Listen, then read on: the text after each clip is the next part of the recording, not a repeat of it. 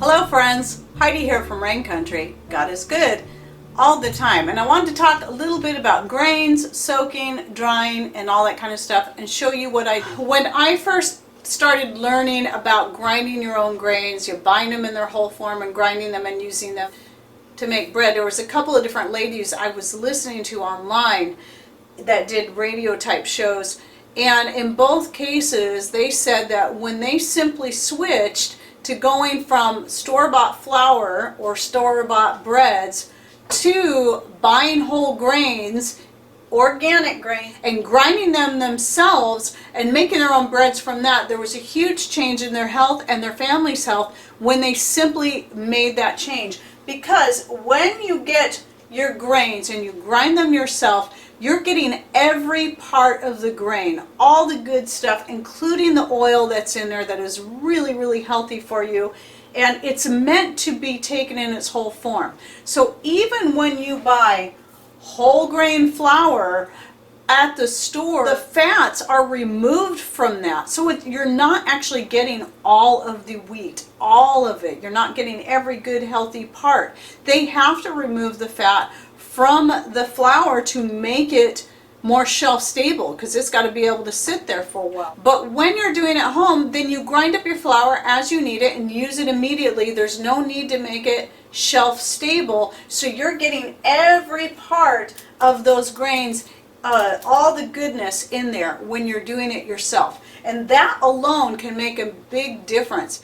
And in some cases, even people who are having issues with the gluten found that simply making that change to organic grains, freshly ground, was all they needed to do. Some people need to take that next step and go with soaking.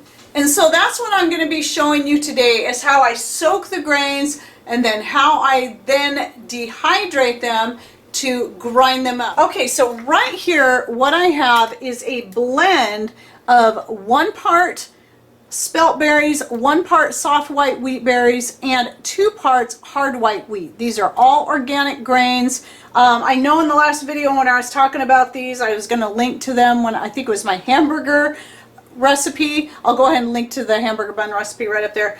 I could no longer find the Great River Milling whole grain berries on Amazon anymore, and I don't know if there's anywhere else you can get them, but that's where I originally got them, so I'm really bummed they're not carrying. But the whole white wheat organic I get from Honeyville.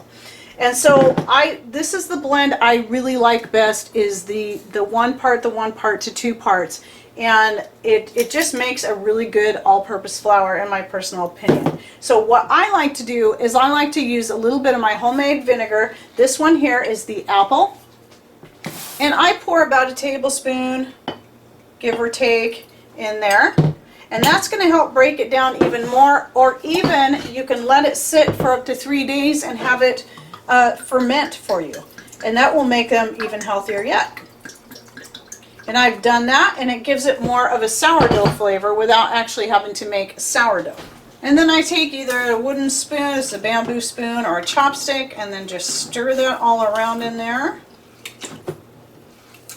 And now what I do is I'm going to let this, I'll seal it up, and I'm going to let it sit for at least 24 hours. Usually once I get that sealed up, I shake it real good too. Blend it in there really well. And I have this wheat in here. This is just kind of funny because this randomly grew in my garden. It's all we got. It's probably enough to make a biscuit. So I had it laying there because it made a good photo picture, and I wanted to show it to you. So just one of those garden surprises. Now right here in this jar are the pre-soaked grains that are ready for grinding into flour. Okay, so I'm going to let this sit on my counter for a day, maybe 2 days. 2 days is good. I find it. I just really like how it turns out after 2 days, and even 3 days if you want a little bit of that fermented sour flavor to it. That's a really good option, and you'll know because it'll get very bubbly in there. And when you open it up, you'll get this nice strong fermented smell to it, and you'll know that it's ready if you want to do it that way. Just experiment with it and find out what you like best. Work with it a little bit and figure out what kind of flavor you like in your bread too, because that's if you don't like that more sour flavor, then don't leave it for more than 24 hours. Okay, well, it's been a couple of days since I started soaking my wheat berries, and you can see them here. They filled up the jar completely, and they're very full. And so the next thing I'm going to do is I'm going to put them in my mesh colander. And I found this on Amazon. I love this thing. It's stainless steel. I'll go ahead and link to it below. But this is perfect for rinsing out grains and stuff like that, because the holes are so much smaller than your typical colander that they have a much harder time getting through. There'll still be one that will sneak through now and then. But what I'm going to do is go ahead and put this in the sink and pour my soaked grains in there and just rinse them off real quick, and I'll be right back. Okay, now that I've got my soaked grains all rinsed out and drained somewhat, I'm spreading them here on my stoneware baking pan. And again, I will link to the stoneware pan below. It is kind of expensive, but I've got a couple of these and I find them to be worth it. They're the only things I really like to bake on when it comes to cookies or stuff like that. And I like to use them a lot for the winter time when I'm doing my dehydrating. So then what I'm going to do is I'm going to put these on top of my rack there in the living room that is now sitting on top of my wood stove, and I'm going to allow these to dry. And since it's somewhat difficult for me to get a good clear picture with the camcorder in there on my wood stove, I'm just going to go ahead and put some pictures here of how it looks so you can see the dehydrator rack. I don't have any of the stainless steel trays in there, but if I wanted to, I could put some of the stainless steel racks underneath the baking sheet and have some other things dehydrating on there if I would like. I've done that before, but for today I'm just doing the wheat berries, and so they sit on top in the baking dish, and then what I do is I just go in there periodically and stir them around. I like them on the very top because especially if the fire is kind of hot, I don't want the berries to get too hot, they can burn. And so having them up there keeps them from burning, but does a really good job of drying them out. So that's how I do it in the wintertime and any of the cold months, anytime I have a fire going, rather than using my electric dehydrator and putting wear and tear on that. Even on a day like today, we actually have sun. I'm getting enough solar power. I can run my electric dehydrator on it. I'd still prefer to do it on the wood stove because that's less wear and tear on the electric dehydrator, meaning I will get more life out of that doing it this way. And then when the berries are all dried out, I take them off, I let them get completely cool, and then I will put them in my jar like this. Now this is a Fido jar. I'll go ahead and link to this below. This was actually a gift from one of my followers, Elizabeth. Thank you again for these. Lots of great jars. It was just really quite a blessing. And I love soaking my grains and storing my grains in these kind of jars. And so I'm really getting ahead on my wheat berries because I'm planning on doing a lot more bread making here now that we're getting into the winter time. I don't do as much bread making in the summer and in the early fall when we're doing a lot of harvesting and whatnot, but now I'm going to be getting into more bread making, so I want to get a lot of wheat berries ready to go. Now let me talk a little bit about soaking and sprouting and just explain a little bit of what I've been learning along the way. Now, what you choose to do is going to be completely up to you and what you think is best for you in your diet and in your time. Soaking them is going to take longer than just using them straight out of the bag. Sprouting is going to take longer than soaking. So time may be an issue with you there. That's why, like, as far as soaking and sprouting and doing that kind of stuff, if you stay ahead on it, you don't have to worry about it.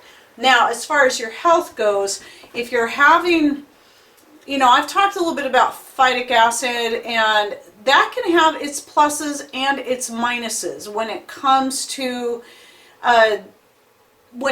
your grains and your beans and stuff. And that's why I was originally thinking this is why we should soak or sprout our grains and our beans. However, you know, it can have its benefits too, and it can really be just up to you and what your body needs.